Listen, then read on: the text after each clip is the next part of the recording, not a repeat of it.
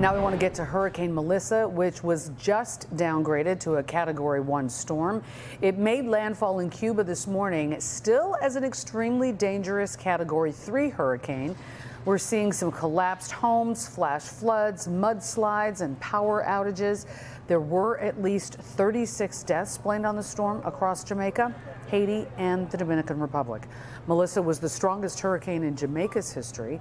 Damage from the then Category 5 storm has prompted the island's prime minister to declare Jamaica a disaster area.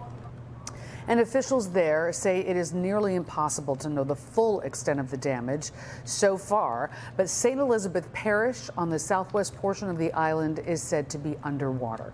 NBC5's Courtney Sisk joins us now. She spoke with some Jamaican residents who did not evacuate. So, Courtney, what are they saying about damage there?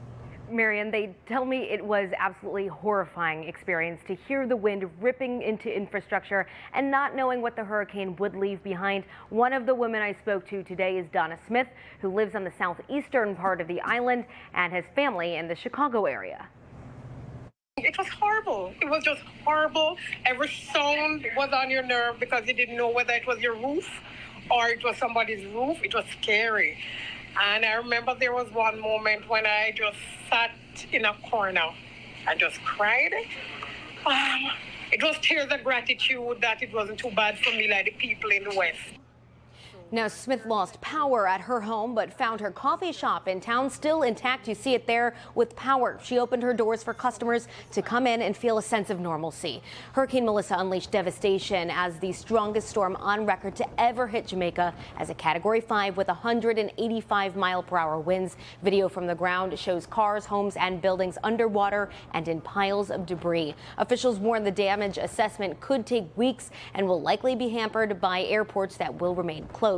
Power is out across the majority of the country, and a local business based here in Downers Grove is heading south to help. Watts of Love provides solar energy lights to areas in need. A team is in Florida right now waiting for the go-ahead to see where they can distribute thousands of lights for research and rescue teams and residents.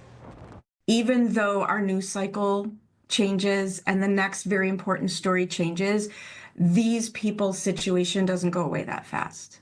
And that, to me, is one of the reasons this type, a solar light type of assistance, can make the biggest difference.